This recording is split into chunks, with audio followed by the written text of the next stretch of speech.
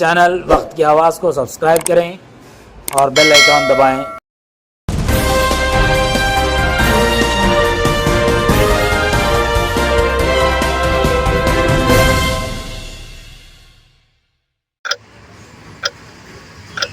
The world.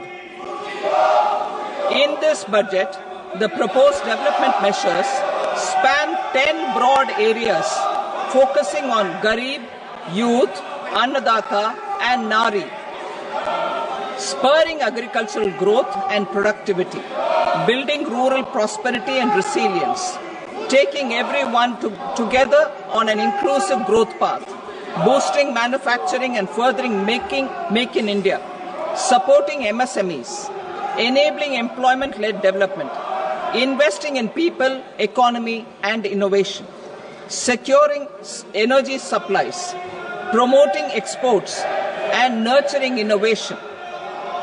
For this journey of development, our four powerful engines are agriculture, MSME, investments and exports. The fuel, our reforms, our guiding spirit, inclusivity, and the destination, Vikasit Bharat. This budget aims to initiate transformative reforms across 6 domains. During the first 5 years, these will augment our growth potential and global competitiveness.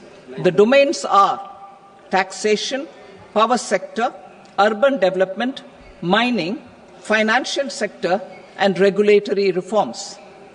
Agriculture as the first engine. Now I move to specific proposals, beginning with agriculture as the first engine.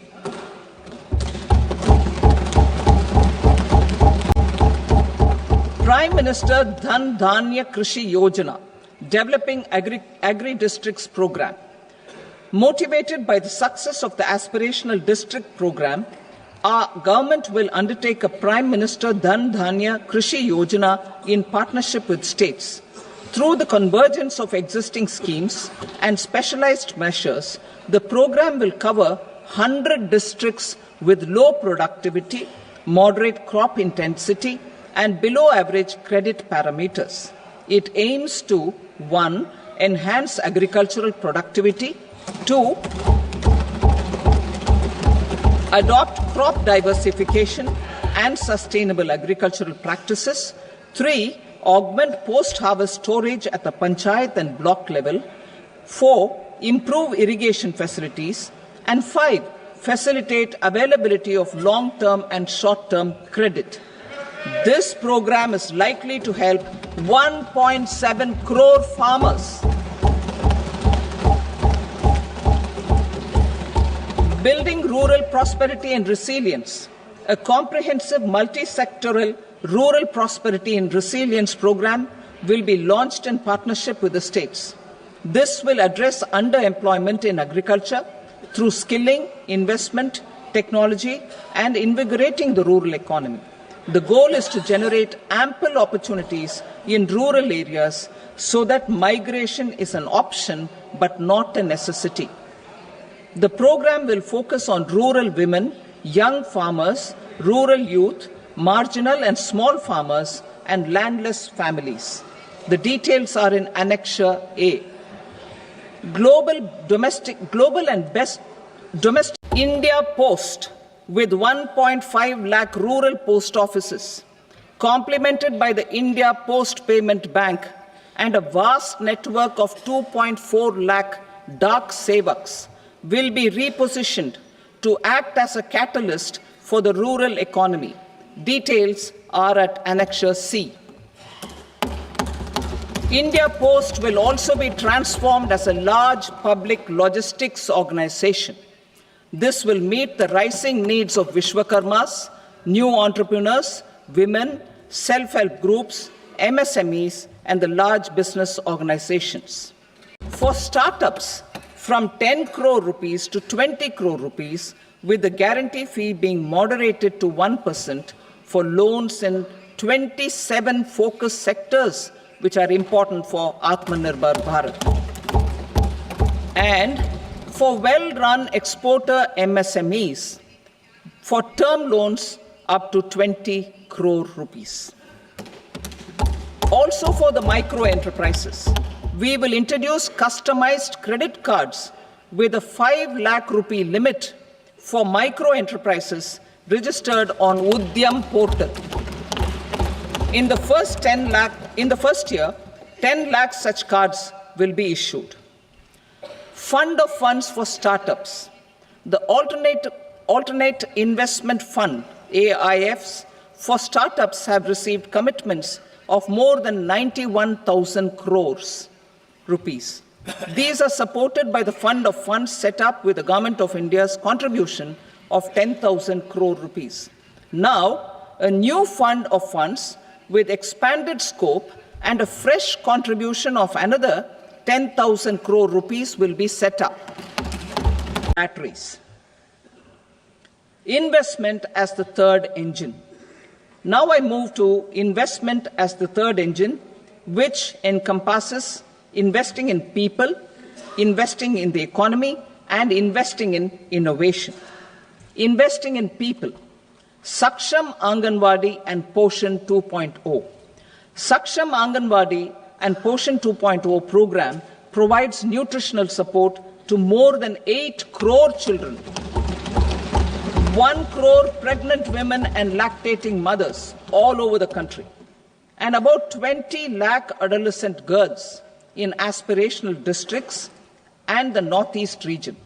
The cost norms for these nutritional support will be enhanced appropriately.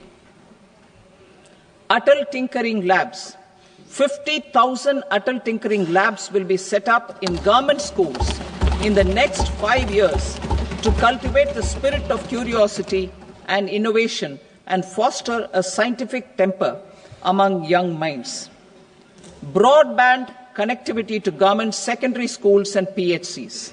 Broadband connectivity will be provided to all government secondary schools and primary health centers in rural areas under the BharatNet project. Bharatiya Bhasha Pustak Scheme. We propose to implement a Bharatiya Bhasha Pustak scheme to provide digital form Indian language books for schools and for higher education. This aims to help students understand their subjects better and in their language. National Centers of Excellence for Skilling. Building on the initiative announced in the July 24 budget, 5 national centers of excellence for skilling will be set up with global expertise and partnerships to equip our youth with the skills required for Make for India, Make for the World manufacturing. The partnership will cover curriculum design, training of trainers, and a skills certification framework and periodic reviews. Expansion of capacity in IITs. Total number of students in 23 IITs has increased 100% from 65,000 to 1.35 lakh in the past 10 years.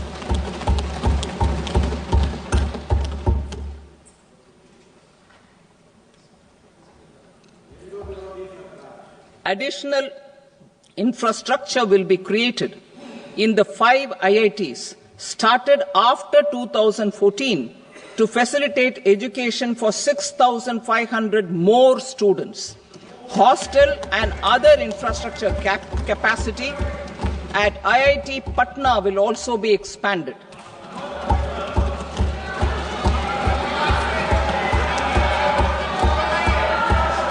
Center of Excellence.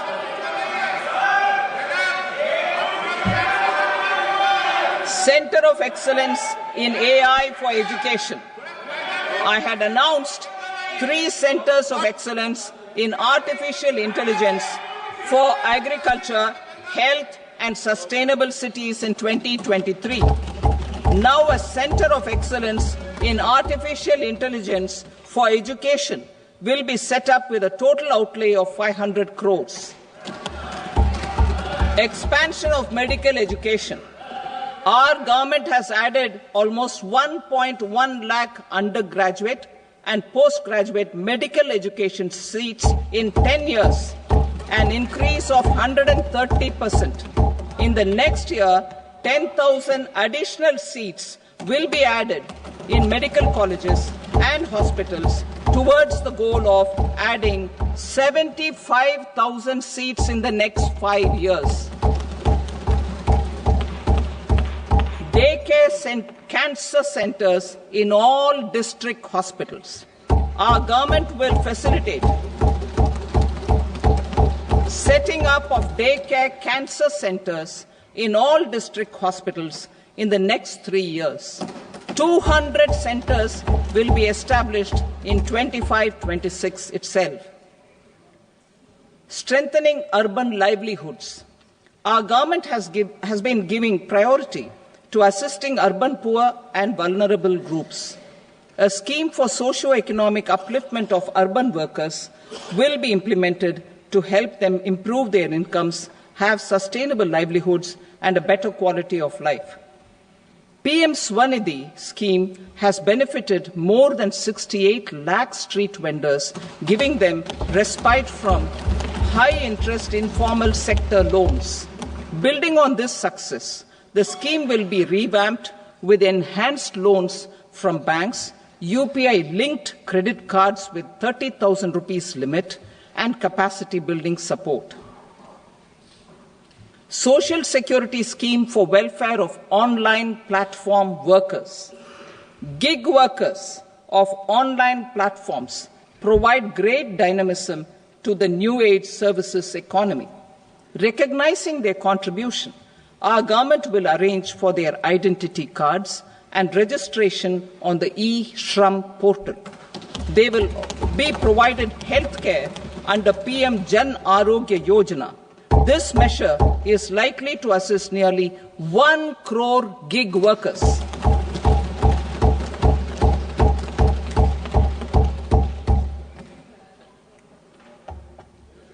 Investing in the economy. Public-private partnership in infrastructure. Each infrastructure-related ministry will come up with a 3-year pipeline of projects that can be implemented in PPP mode.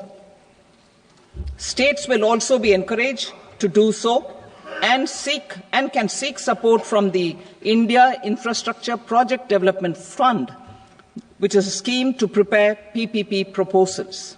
Support to states for infrastructure. An outlay of 1.5 lakh crore is proposed for the 50-year interest-free loans to states for capital expenditure and incentives for reforms.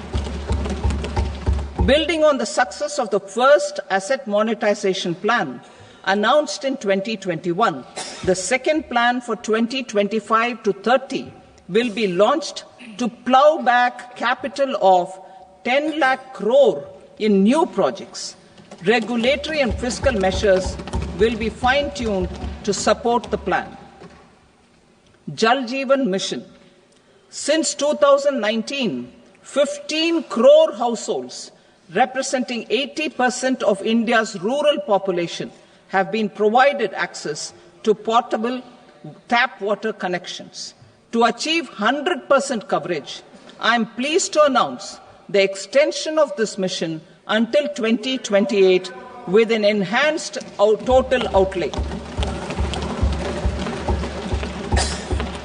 The mission's focus will be on the quality of infrastructure and O&M of rural piped water supply schemes through Jan Bhagidari. A separate MOU or separate MOUs will be signed with the states and union territories to ensure sustainability and citizen-centric water services delivery. Urban sector reforms. Building on the July budget proposals, urban sector reforms related to governance, municipal services, urban land and planning will be incentivized. Urban Challenge Fund.